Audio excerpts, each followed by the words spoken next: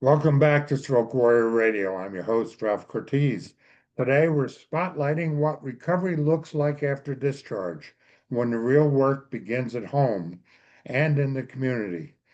Joining us is Charlton. Hi, Kaylee. How are you? Good, thank you. How are you? I'm doing well, thanks. You're the Service Development Manager at Headway Bedford, which is a UK charity supporting people living with acquired brain injury and their families. Tell me, what do you do in that position? So my role is basically to develop the service as it says. So to like design the rehabilitation programs, to get our name out there as a charity to help fundraise. I do all the social media, all the promotion. So anything to do with making the service bigger and better. That's me. Cool. Beyond the hospital, community neuro rehab that works is kind of what I've got as a title in my mind anyway. So before we dive into programs and pathways, give us a quick idea of what drew you to community-based brain injury rehab and what keeps you energized about this work. So I actually found this job completely by accident. I never really had any experience of community-based brain injury rehab before Headway. I started about 6 years ago I was a university graduate, and I had a degree in psychology and counselling, and basically no idea what to do with it. So I was looking for work, and a recruiter found me and said, "Would you like to join this place called Headway? They do brain injury rehab." And I was like, "If they're going to pay me, I'll join." So, and that's it. I've never looked back. Um, in terms of what keeps me going with it, I think it's being able to be part of someone's journey in the way that we are. So we take people who they've been discharged from the hospital and intensive rehab system, and by the time they come to us, chances are they're at home and wondering what they're going to do with their life now. And it's our job to help them understand that, to help them realize what they're going to do, and to help them achieve the things that they want to achieve for themselves. And being able to be part of that is extremely rewarding. Being able to watch people succeed in that way and rediscover their passion for life is incredibly rewarding. That's lovely. What are the most common challenges you see in the first months after someone leaves the hospital or inpatient rehab? Is it just emotional? Is it just physical, cognitive, or practicality and that kind of thing? What do you see as the biggest challenges? I think the biggest I think there are challenges in all of those areas. I think when someone has been in the hospital system for so long, they can become a little bit institutionalized. They're very used to having everything done around them. And then when they get home, particularly after a brain injury, that's oftentimes when the reality of the situation will hit them, because they've now got to do it by themselves. Um, and I think even if they go through the hospital system and they have the physical rehab in hospital and they have the occupational therapy in hospital, it's almost like a period of secondary adjustment when they first go home, because they have to relearn it all again, but within the home environment. So I'd say the biggest challenge within all of that is the overall adjustment to this is what my life looks like now with a brain injury. All of the same things from before, but I can't access them in the same way that I did before. So what do I do with it? I can't go back to work the way I did before. So what do I do now? I can't do my hobbies the same way I did. So what do I do now? And adjusting to that physically, practically, logistically, and emotionally, I'd say all of that encompassed is the biggest challenge. How do you help survivors? One of the things, and this is probably a question I should have had for myself, is I, excuse me, after I got out of the hospital, inpatient rehab and all that, was what can I expect now? How do you help survivors and families reset expectations about the pace of recovery and educate? Well, I'll ask the second part after that. How do you set expectations about the pace of recovery? It's a tricky one. It is a really tricky one because I think everybody has different expectations of what it's going to look like. Some people think that it's a bit like breaking a leg, and in 6 weeks in a cast, and then they'll be out and they'll be back to normal and it'll be fine. And I think we can both definitely say that that's not how it works. Um, and then some people sort of go the almost the opposite way and think that's it, their life's over, they're doomed, and it's never going to get better, and this will be it now. So I think the best thing that we found that we can do is meet the survivor where they're at the time. So Okay. if that is in the sort of doom and gloom, my life is never going to change, this is it, it's all despair and misery, meet them there. In the similar situation, if they think, oh, it's going to get better in 6 weeks, that's absolutely fine. Meet them there as well, and just help them to explore that a little bit. The amount of times we have a client that comes through our doors that says, we say, okay, well, you've got this initial period, and then we can talk about further long-term treatment plans and all of that. And they say, oh, no, no, no, that's fine. I'll only need 6 weeks, and then I'll be back to normal. And we hear that so often, and we have to kind of sit. We almost have to sit with it and go, okay, okay, because I think the last thing that we can do, or the last thing that would be helpful to do, is tell them that they're wrong. Because for whatever reason, the survivor perhaps doesn't want to hear that at the time.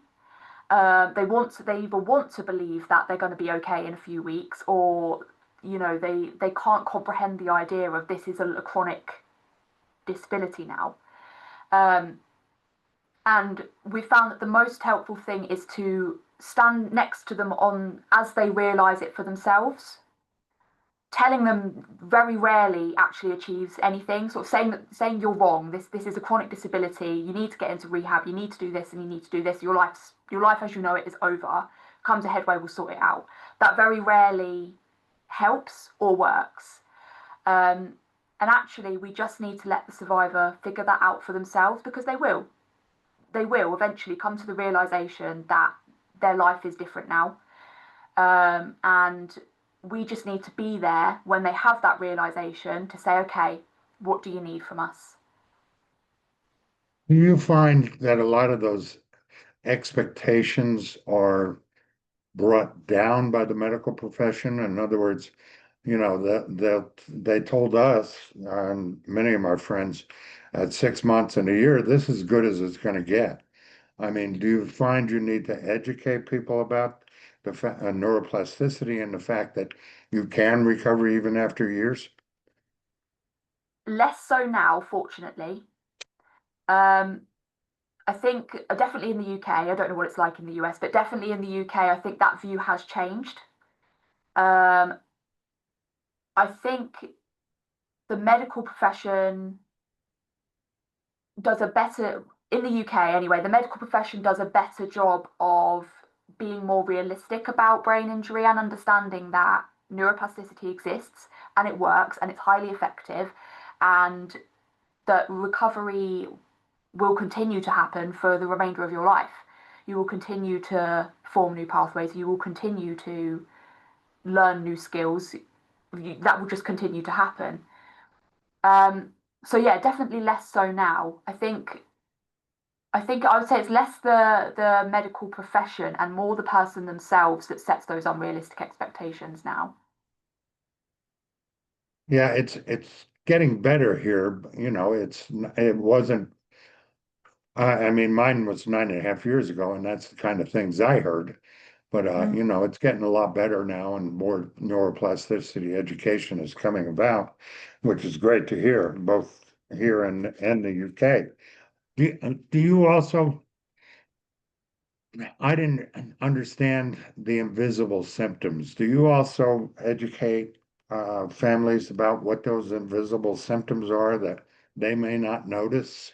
For example, I didn't realize I was going to have the emotionalism. I didn't realize I was going to have the fear of going grocery shopping and being embarrassed by riding the little cart or whatever. Do you have to, what do you do to educate people about that? So that's definitely a huge issue. And that's a large part of what our cognitive rehabilitation program does cover is all of the things that happen, all of the brain injury effects that happen in the head.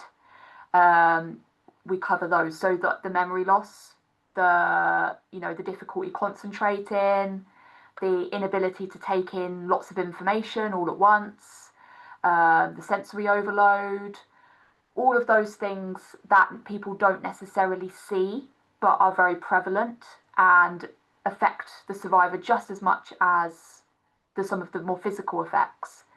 Um, and there's a whole education program that we have for that because we do think it's vitally important that people learn those things, not just Nice. not just for the client to help themselves, but for the people around the survivor, the client, to understand this is why your loved one always forgets to put the bins out when it's bin day, and this is why your loved one never remembers the instructions that you gave them 2 minutes after you gave them, because it just helps foster that sense of empathy and understanding.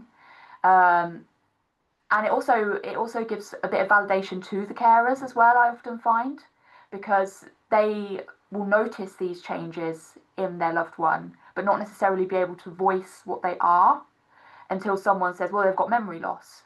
And oh, Okay. okay, great. Yeah, it's not me going crazy. Yes. And it's the same for the survivor as well. Oftentimes, the survivors themselves will come to us and say, oh, I thought I was going mental, because why can't I read a chapter of a book without forgetting what I literally just read on the last page? Why do I forget every single TV show I've ever watched ever, even though I've literally just seen it? What is wrong with me? And we say, well, this is what's wrong with you. And it just brings so much, you can almost see the relief just radiating off them when they go, oh, I'm not crazy. Does your program introduce them at, oh, I know this is kind of off topic, but does your program kind of offer a opportunity to meet other survivors as well, like in support groups and stuff? Yes, so we do very much value the power of the group when it comes to rehab. Um, and all our brain injury education sessions are group based, because the idea is that you can only ever learn so much from us standing in front of a presentation and telling you what we know. And we know, between us as a team, we know an awful lot, but we will never understand what it's like to be you as a survivor because we're not you. And we are very acutely aware of that. And the only way you're going to get that level of understanding is from someone else who is like you. So we do very much believe that it is so important for survivors to meet other survivors, for just so many reasons, if not just for the fact that they can enter a room of people that are going through not the exact same thing, but a very, very similar thing, and go, oh, well, you also do this and you also feel this way. It's not just me. And the amount of clients that come through our system that say that they felt like they were the only one who was experiencing what they were experiencing and feeling what they were feeling, and how alone they felt, and then coming into the program and being like, the fact that there are 20 other people also experiencing what I'm experiencing makes me feel like I'm not such a bad person or I'm not such a failure, that actually this is just what it's like. That's interesting, the way you put that. I like that. Walk us through a typical journey with Headway Bedford, from referral and assessment to individualized goals and sessions. Yeah, so a client will be referred to us, usually by a health or social care professional. So anyone within the NHS, the healthcare system, and then the social work system as well. And then so it usually is me or my colleague will meet them for an initial assessment. And that's just their chance to meet with us as a service and for us to get an idea of what it is that they want out of their rehab program, and to get an idea of what sort of things they would want to work towards. It's also a chance for us as well to kind of get to know them a little bit and for them to understand what it is that we do, because Headway isn't for everybody. Some people don't want to engage in that kind of structured rehab program, and that assessment is their chance to sort of say, yes, I want to do this, or no, this isn't for me. Um, so we'll meet them for initial assessment.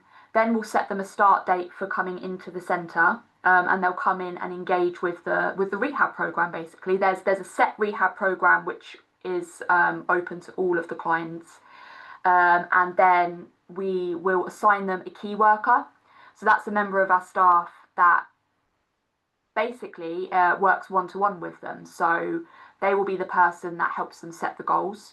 They'll be the point of contact, basically. So we offer it's kind of like basically the key worker is there if you need them.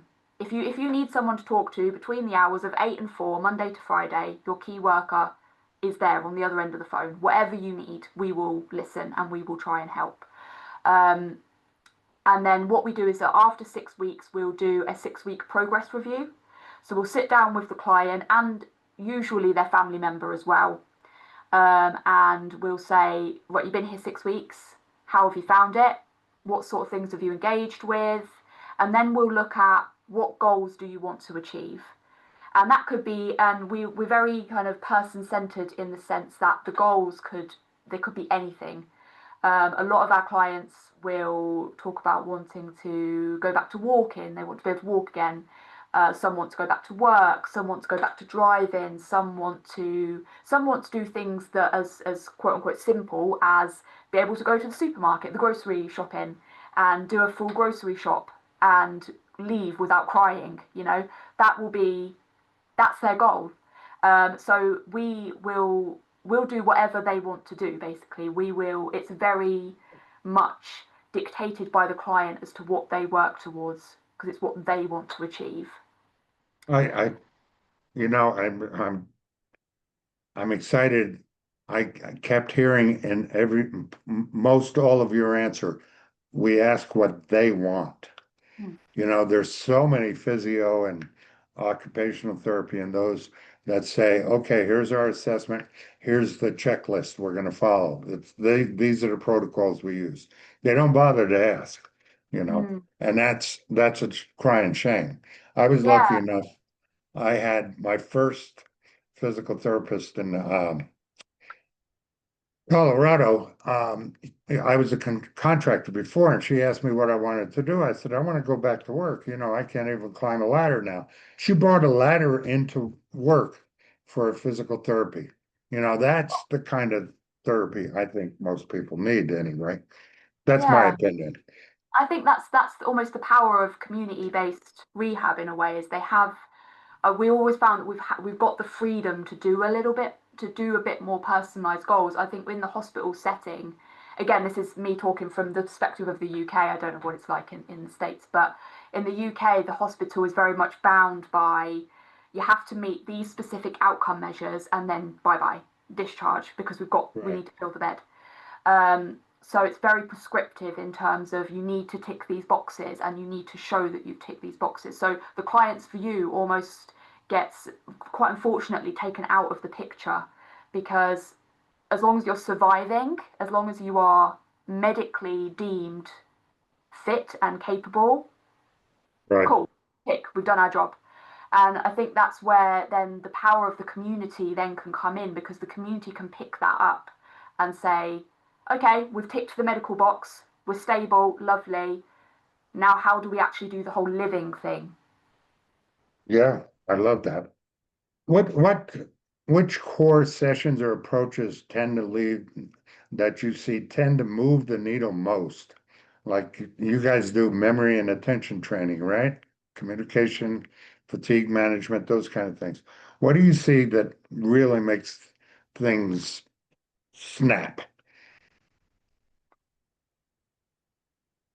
I think that is very much based on the client themselves. I don't think there is any one thing that will snap for everybody. Um, I think you find when you work with each client, you find their individual snap point. You each client will have their own thing that you see, and you see it as it happens. You see that kind of light bulb moment where they realize that they are capable of something. And even just today, I supported a client to do a cooking session. He made a spaghetti carbonara with me, and it was that thing, that one thing from the whole rehab program that we have. It was making that spaghetti carbonara that he said to me, I didn't know I could do that, you know. I don't think I've ever made spaghetti carbonara before. I didn't think I could do that. And I was like, well, you just did it. You just did Yeah, it with me. And he was like, mind blown. But it was that thing, that snap point was making a spaghetti carbonara. So, and it will be individual for each person. For some, I've had others who planting a flower was their snap point. They were an avid gardener before their injury, so we took them out in the garden and we said, "There's a planter, there's some soil, off you go," and they planted a bed of flowers, and they were so proud of that bed of flowers that they go out there every week and they make sure that we've meticulously washed and you know and watered and pruned the flowers because that's their thing, that's their light bulb moment, that moment where the client, and that's the thing when you asked earlier about what keeps me going, that's the thing that keeps me going. When you see that the client have that kind of I could do this moment, that kind of sense of I've just done something and it was good and it was cool, wow, yeah, that's yeah. what keeps me going. Like the That's first time that's I ran on a water treadmill, it was like I never thought I'd run again. I yeah, yeah, cried. I yeah, actually yeah, cried. yeah. That's what's so I like so much about Headway Bedford is, I mean, you guys combine all the physio, the OT, the speech with activities, not necessarily therapies, but actual activities like art, music, tech skills to work in real life. I that impresses me about you guys. One of the reasons I want to talk with you all. What outcomes you're tracking right now tell you that a program is working? I think honestly, we don't I think honestly it will be client satisfaction. Is Okay. does the client engage in this program and feel like they've made progress and feel like they've achieved something? If the answer is yes, then we consider it successful. Um, Okay. and that's really it. That's really it. If we can see noticeable progress within ourselves, then that's also good. But realistically, our whole program hinges on, does this make the client feel like they've achieved? Do they think they've achieved something? Have they achieved something? And if that answer is yes, then great, we'll keep going. Does your, and I didn't notice this in your information, but does Headway Bedford, is it a step process? I mean, your first 6 weeks, when you're done, do you have another program from there on? Or do you give them a outline of what their personal program should be on their own? So the first 6 weeks, it's not a completely different program, but the first 6 weeks is just almost an introduction to the entire program. So the first 6 weeks is just about them getting used to, this is what a cognitive rehabilitation program looks like. This is what we offer. So getting them to kind of try lots of different things and work out what is going to work best for them. Then after the 6 weeks, it's the same overall program, but after that 6 week review, they've got an idea of what they're working towards specifically in terms of their goals. So it becomes a lot more structured and tailored in terms of, this is what I'm actually trying to achieve. How do I go about doing this? Love it. I love it. Um, when motivation dips, as it does for a lot of us, what strategies do you see help survivors and care partners keep going without burning out? I think allowing yourself to sit in that moment where you're feeling down in the dumps and feeling not motivated and feeling like you're stagnating, and just acknowledging it and allowing it to be for a period of time can be really helpful. And I think having that key worker system where the key worker can sit down with you and you can say to that key worker, I feel like things aren't working. I feel like I'm stagnating. I feel like I'm plateauing. I feel like I'm not, what's the point? I'm not achieving things as fast as I wanted to achieve them. All of those things that can drag the motivation down, and just allowing yourself to feel that way, because I think it's a very natural part of the process to hit that point where you think, is this really it? Is this how it's going to be now? And coming to terms with that. And I don't think there's any shame in that. I don't think there's anything wrong with that per se. As long as you don't sit in there for too long and you don't allow it to affect your ability to carry on. I think that actually acknowledging that is perfectly valid. And we do have a lot of clients that come to us, particularly it always seems to happen around the year mark. I don't know if there's anything pertinent about the year mark, but it always seems to happen about the year mark. I think because we have a review at the end of each year with each of our clients to sort of say, how's it gone? Where are we at with the goals? Do we need to change any? That type of thing. And I think it always triggers a lot of people to sort of see the progress they've made, and also a reminder of all of the things they still haven't done that maybe they thought they would be doing in a year. But just, and we often find that the most helpful thing is to say, I get that, and that must suck. It must suck to be at a year in and still not be driving. It must suck to be at a year in and still be nowhere nearer to going back to work. That must be horrible. And having them then, it's almost like having that validation of that feeling for them is enough to bring them out of that feeling, because they're like, yeah, it does. Actually, it does. And I feel a lot better Well, for telling. I'd say, see, that's one of the differences, like with Headway Bedford and some of the people I found, is you had a relationship enough that that survivor or care partner can say, you know what, I really don't feel right. Something's wrong with how this is going, Mm, and that they want, thinking that you have, asking what they want, helps build that relationship. So we're open to say, I'm feeling really down. I need to get up, those kind of things. yeah. Um, Many recoveries fall, rise or fall on care partners' well-being. What does effective care support look like in your model? It is taken incredibly seriously.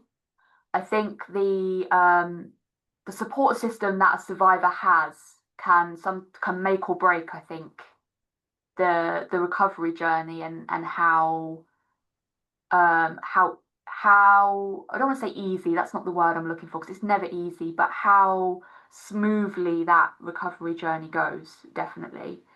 Um, and but it's vital to understand, I think, that the carer suffers almost just as much as the survivor does, because their life gets changed as well as the survivors. And so we do support the carers as well as the survivors. When the survivor is designated a key worker, that key worker is there to support the family as well as the survivor. It comes as a Wonderful. package. We support as a package.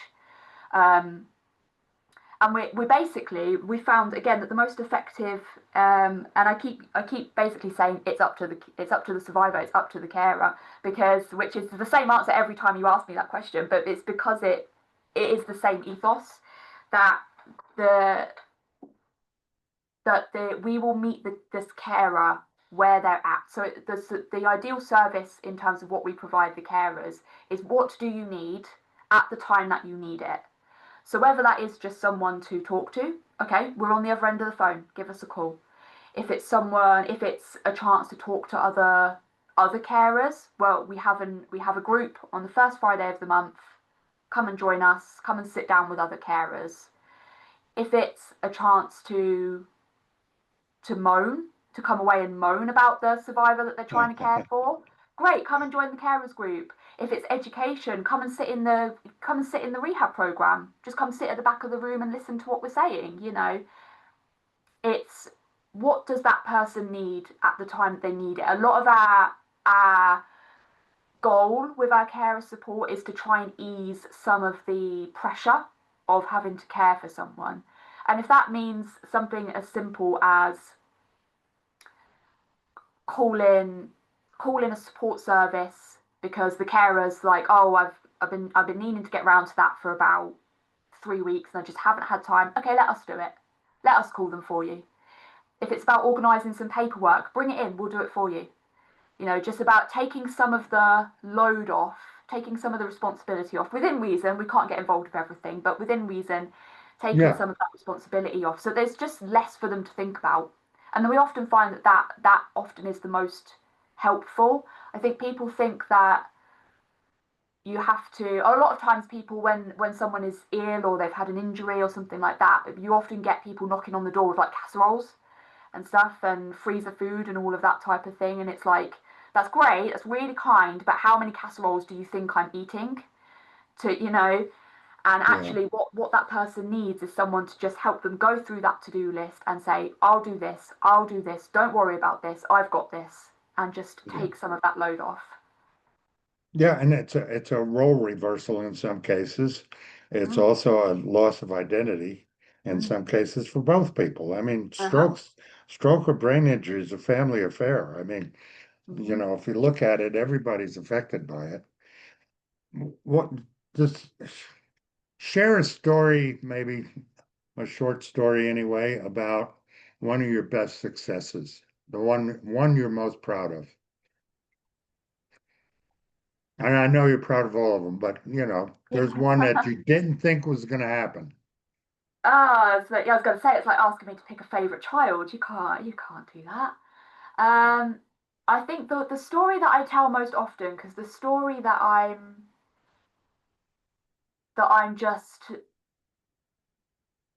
just amazed by is we had a client that came to us and she was basically non-verbal. She could say about four phrases, and it was basically yes, no, please, and thank you. That was it. That was all she could verbalize. Um, and obviously that was her biggest challenge is the speech.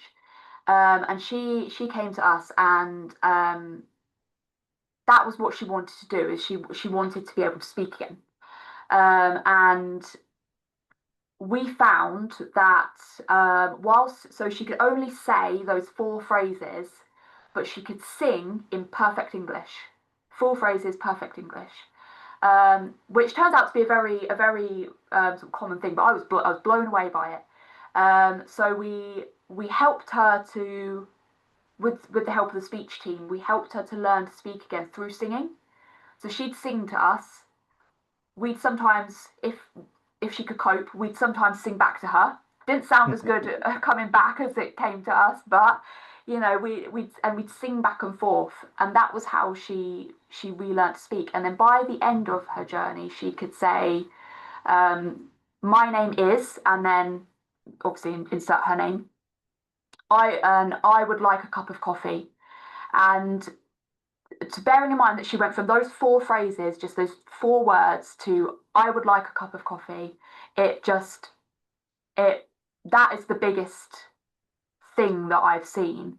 She'd just walk around the centre going, my name is, and I would like a cup of coffee, because she was so happy that she could say those things, that she could, for the first time since her injury, she could vocalise that she wanted something, with the intention of then receiving that thing, which sounds like it sounds very small. You know, we didn't teach her how to quote Shakespeare, but just being able to say, I would like this, and Yes. express a want is something that was missing for so long from her life. She couldn't do it. And then being able to say, I want, and then have it Well, put out those small rudimentary victories every day add there. up Yeah, to the big ones. And that's a yeah. great case. Great case. Who can refer to Headway Bedford, and what does a strong referral include? So basically, anyone can refer to us. Obviously, you have to be a UK resident, you have to be UK based. Um, but we are, as a support service, we're open to anyone. Um, as long as you have a brain injury, then we can support. Anyone can refer in. Generally, it is a health or social care professional, so someone with that registration within the health or social care field Okay. that can basically verify that you have had a brain injury. But we do take self referrals as well.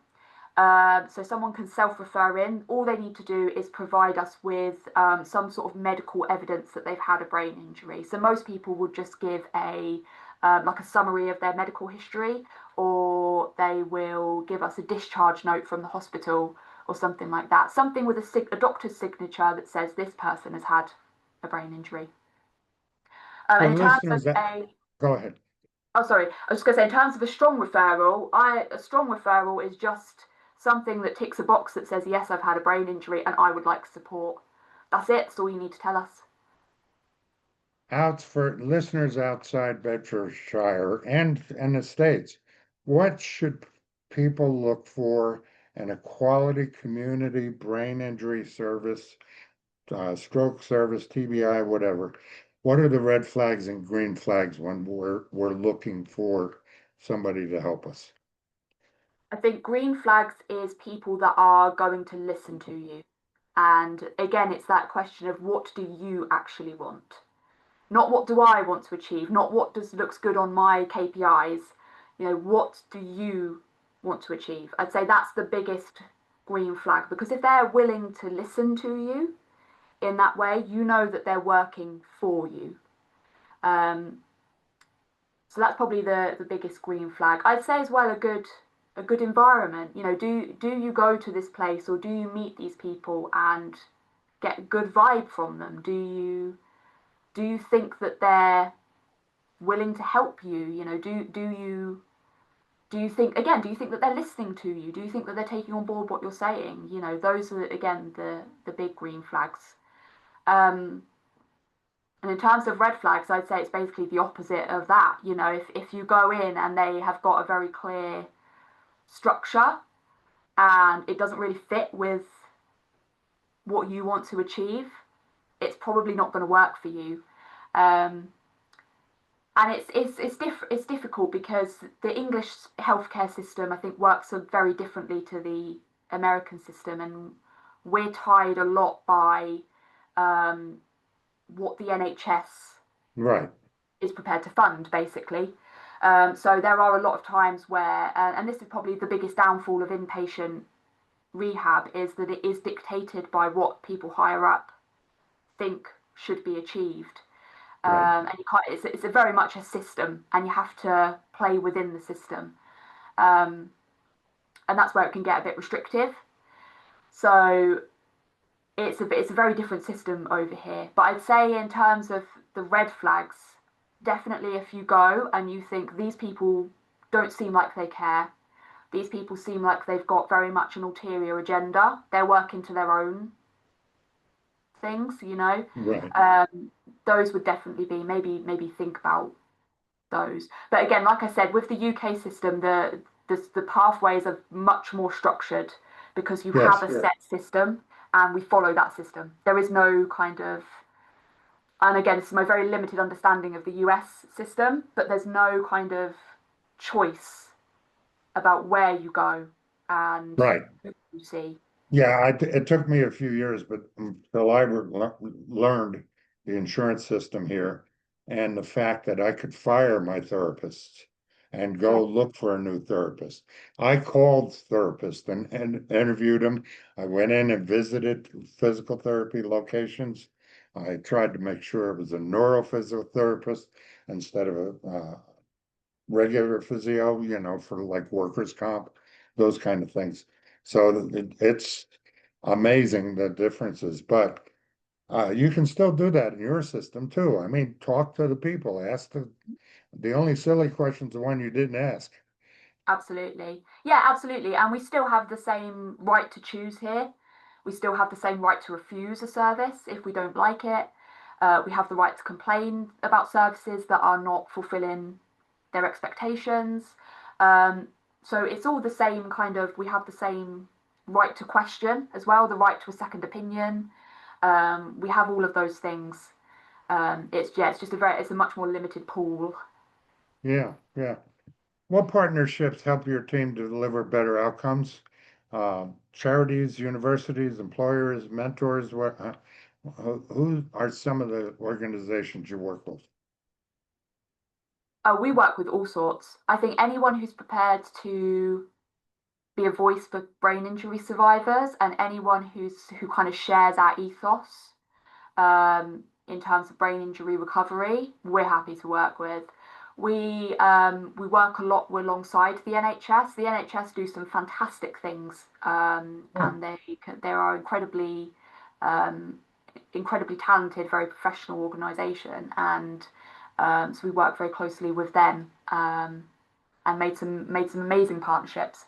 Um, we work alongside other charities. The Stroke Association is one. That's a big one within the UK. Um, we work alongside other kind of charities. So there's a local one, Sight Concern, that deals with visual impairment. Um, we work alongside the local health watch systems, um, is that stroke something that we should be programs. looking for in a therapy organization? Somebody that collaborates? I'd say definitely, because much like a brain injury itself is a family affair. I'd say that recovery and rehab is a community affair, and we aren't the be all and end all of brain injury rehab within the Bedfordshire community, let alone the UK. So I would say definitely because the more expertise that you can draw in from all sorts of different Yeah, organizations and places, the more informed your clients are and the better supported they are ultimately. exactly. If you could speak to somebody in their first 90 days post-injury or stroke, what half tr what three truths would you want them to hold on to?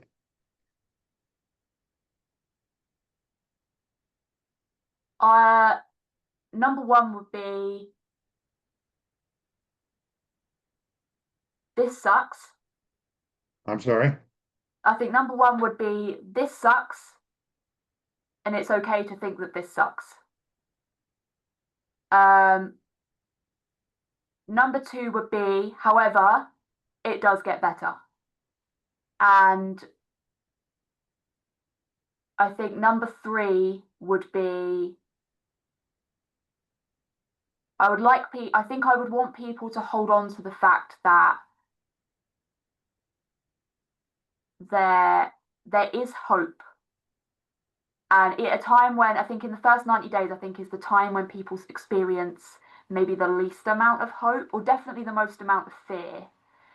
And to sort of say to people, hold on to the fact that this is scary, but there are people waiting for you, and those people are going to help you, and they're going to make it okay again.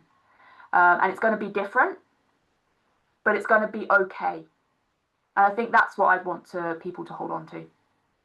That should be a logo. Everything you just said. I mean, that was, Yeah. oh my God, that got me. Um, Ah. Couple quick questions to wrap us up here. One myth about brain injury you'd like to retire right now. Oh, definitely the 6 months to a year thing. After 6 months to a year, I can't believe that. I mean, that's still in some elements of circulation within the UK system. Some people still haven't let go of this idea, and I would like them to let go of it right now. Exactly.